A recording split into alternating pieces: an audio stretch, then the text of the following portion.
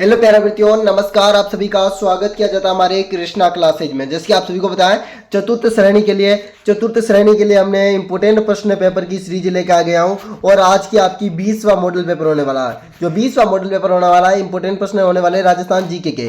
तो पहले प्रश्न आपने शुरू करते हैं। और अभी तक आपने कृष्णा क्लासेज को सब्सक्राइब नहीं किया तो सब्सक्राइब कर ले, वो बेल आइकन को भी प्रेस कर दे इस वीडियो देखने के लिए। तो पहला प्रश्न आपके सामने, कर्क रेखा की लंबाई राजस्थान में कितने किलोमीटर की है?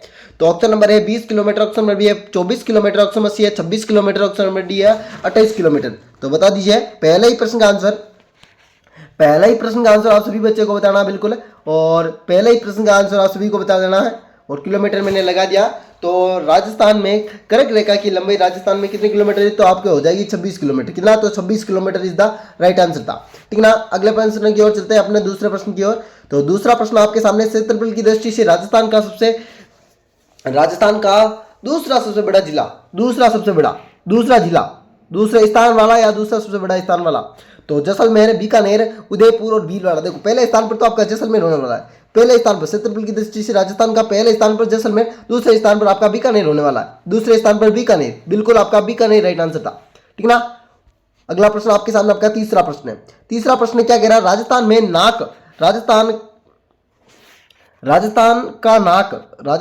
का नाक के नाम से जाना जाता है भरतपुर, धौलपुर, अजमेर और उदयपुर। तो राजस्थान का नाक के नाम से जाना जाता है या राजस्थान का हृदय के नाम में, तो आपका हो जाएगा बिल्कुल। तो हृदय और नाक बिल्कुल अजमेर हो जाएगा आपका। कौन सा? तो अजमेर बिल्कुल राइट आंसर था आपका अजमेर की स्थापना अजयराज चौहान ने की थी। ठीक ना, 1113 में। तो अगला प्रश्न और चलते हैं। अगला प्रश्न आपके सामने चौथा प्रश्न है। यह प्रश्न तो आपको काफी प्रश्नों में देखने को मिला भी है और ये काफी है ना, काफी एग्जामों में आया भी है। तो दोहरा किसे कहते हैं? तो पत्र को, धूल को, रेत को, इनमें से कोई। देखो यहाँ पर दो शब्द मैंने एक लिखा है, एक तो धूल, यहाँ पर रेत। तो देखो धूल कहीं आपके सब्जेक्ट में नाम लिखा नहीं है, तो आपके सब्जेक्ट में नाम लिखा है रेत। कौन सा? तो रेत। तो आपका आंसर क्या देना था? सी आंसर देना था, बिल्कुल करेक्ट आंसर होगा। ठीक ना, पत्ते तो होगा ही नहीं। तो आपका पांचवा प्रश्न है, गोरम घाट दर राजस्थान के किस जिले में? ये दर है ना, गोरम घाट दर राजस्थान के किस जिले में? Option number A Ajmer, option number B है राजसमंद, ऑप्शन नंबर सी आपका बीकानेर, ऑप्शन नंबर डी आपका अलवर। और काफी बच्चे जो पीडीएफ के लिए मेरे को मैसेज कर रहे हैं वो 10 बजे कर रहे हैं रात को। बिल्कुल आपको नहीं करना है, 10 बजे आपका फोन अटेंड नहीं किया जाएगा। एक बार मैं कहता हूं, जो है सुबह के 10 बजे से शाम को 6 बजे, इससे बाद कोई भी आपको बच्चा को मैसेज नहीं करना है। और मैसेज भी करना है तो व्हाट्सएप पर है ना, ऐसे अपने है ना, ये फोन कॉल नहीं करना आपको। ठीक ना। चलते हैं अपने प्रश्न की ओर। तो पांचवा प्रश्न है, गोरम घाट दर राजस्थान के किस जिले में? तो अजमेर, राजसमंद, बीकानेर और अलवर। तो गोरम घाट दर आपके राजस्थान के राजसमंद जिले में। कौन सा? राजसमंद जिले में, बिल्कुल। तो अगला प्रश्न आपके सामने, आपका छठा प्रश्न है माउट। यह प्रश्न तो काफी बार आपको देखने को मिला है। माउट जो है शीतकाल में होने वाली वर्षा, वो माउट कहलाती है, जो चक्रवात, भूमध्य चक्रवात से आती होती है। और माउट से किस फसल को लाभ होता है, यह आपको बताना है। तो गेहूं, बाजरा, मूंगफली और उड़द। बिल्कुल उड़द होती है जो आपकी भूमि की उर्वरता बढ़ाती है, उड़द। ठीक ना। तो कौन सा हो जाएगा? माउट के लिए आपका गेहूं के लिए लाभदायक फसल है गेहूं, है ना। माउट जब वर्षा होती है तो गेहूं के लिए लाभदायक होती है। ठीक ना।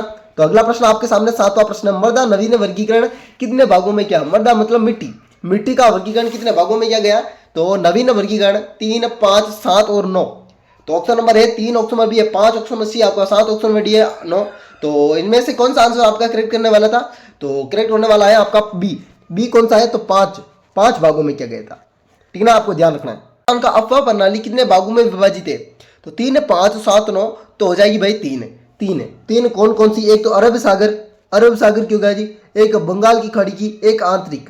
ठीक है ना, आंतरिक प्रवाह क्षेत्र। ये 3 होने वाली है, बिल्कुल। तो अगला प्रश्न की ओर चलता है। अगला प्रश्न आपके सामने होगा, नवा प्रश्न है, साबरमती नदी का उद्गम स्थल। यहाँ पर साबरमती नदी का उद्गम स्थल पूछा है। उदयपुर, बीकानेर, अजमेर और जैसलमेर। कौन सा होने वाला है? साबरमती नदी का उद्गम स्थल। तो साबरमती नदी का उद्गम स्थल ऑप्शन नंबर ए होने वाला है Udaipur. Option number A is the right answer, Udaipur. ठीक है ना। अगले प्रश्न की ओर चलता हूं। अगला प्रश्न आपके सामने होगा 10वां प्रश्न है, राजस्थान में सबसे बड़ी पेयजल परियोजना है। राजस्थान की सबसे बड़ी पेयजल परियोजना मतलब पीने वाली की परियोजना। ऑप्शन नंबर ए है Indira Gandhi, option number B है बिसलपुर बांध परियोजना, ऑप्शन नंबर बी है जवाहर सागर बांध परियोजना, ऑप्शन नंबर डी है राणा प्रताप सागर बांध परियोजना। देखो जवाहर सागर कहां पर है? तो चंबल नदी पर है और राणा प्रताप सागर भी चंबल नदी पर। ठीक है ना। और इंदिरा गांधी की लिफ्ट नहर भी है आप सभी को, गंगा नहर, गंगा फ्यूजन नहर, और बिसलपुर, जवाहर सागर और राणा प्रताप सागर, ये चित्तौड़गढ़ में, जवाहर सागर ये कोटा में आपका, है ना। तो आपकी राजस्थान की सबसे बड़ी पेयजल परियोजना, पीने वाली परियोजना, और 1984 में इसका नाम इंदिरा गांधी रखा था, ध्यान भी रखना है। तो कौन सा हो जाएगा, तो बिसलपुर बिल्कुल राइट आंसर हो जाएगा। और बिसलपुर बांध टोंक में। चलते हैं अगले प्रश्न की ओर। और अगला प्रश्न आपके सामने आपका 10वां प्रश्न है। बस इतनी ही बातें ध्यान में रखनी है आपको।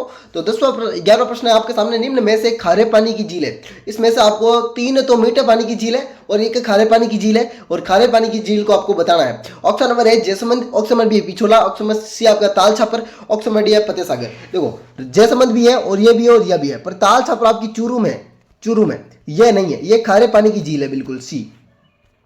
अगला प्रश्न आपके सामने 12वां प्रश्न है, राजस्थान की प्रथम नहर परियोजना किस जिले में प्रारंभ हुई। प्रथम नहर परियोजना, राजस्थान की प्रथम नहर परियोजना, यहां पर गंगानगर लिखना था भाई।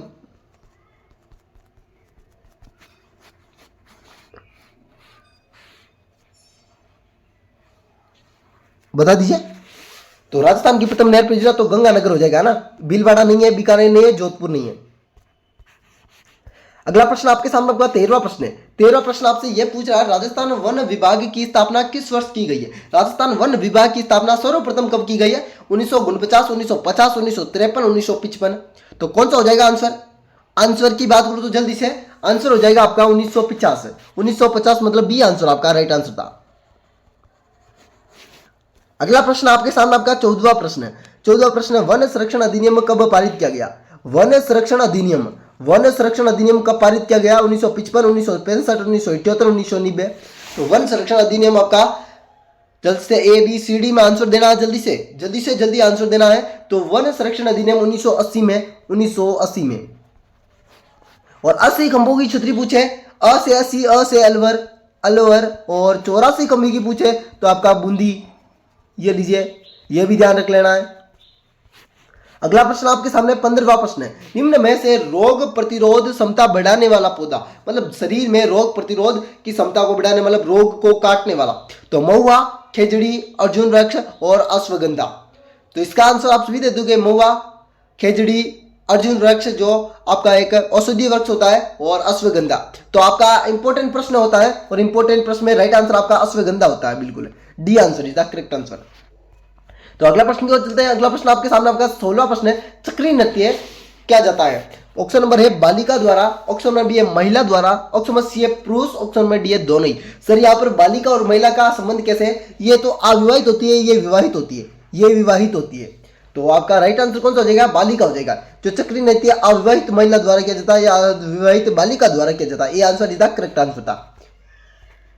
तो अगला प्रश्न चलते हैं। अगला प्रश्न आपके सामने आपका 17वां प्रश्न है। 17वां प्रश्न आपसे पूछ रहा है, निम्नलिखित में से व्यावसायिक नृत्य जिसे कुछ व्यवसाय चलता है, पैसे मिलते हैं, तो व्यावसायिक नृत्य होता है भवई नृत्य, कच्ची घोड़ी नृत्य, 13 ताली नृत्य, उपयुक्त सभी। कौन सा हो जाएगा, तो देखो भवई नृत्य भी है ना, और कच्ची घोड़ी भी है, और 13 ताली भी नृत्य है। तो आपका डी आंसर इसका कमेंट आंसर राइट आंसर है। अगला प्रश्न आपके सामने 18वां प्रश्न है, और अभी तक आपने चैनल को सब्सक्राइब नहीं किया तो सब्सक्राइब के लिए बेल आइकन को भी प्रेस कर दे, और आपको वीडियो कैसा लग रहा है ये भी आपको कमेंट बॉक्स में बताना है, और आपको कितने प्रश्न राइट हो रहे हैं ये आपको एंड में बताना है ना। नौटंकी किस क्षेत्र की प्रसिद्ध है। Option number A Bhilwara, option number B है बीकानेर, ऑप्शन नंबर सी आपका उदयपुर, ऑप्शन नंबर डी आपका भरतपुर है। तो देखो नौटंकी, भरतपुर और धौलपुर ये 2 जिले की प्रसिद्ध है। भरतपुर तो है पर धौलपुर नहीं है, यहाँ पर धौलपुर, ठीक है। तो आपको आंसर तो आपको डी देना, पर यहाँ पर धौलपुर होता तो धौलपुर भी देते हैं।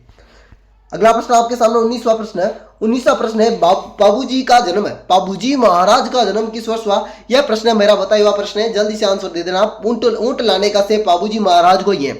तो 1231, 1235, 1239, 1243 है। तो कौन सा हो जाएगा बाबूजी महाराज का जन्म, तो बाबूजी महाराज का जन्म 1239। तो अगला प्रश्न आपके सामने अंतिमवां प्रश्न की ओर चलते हैं।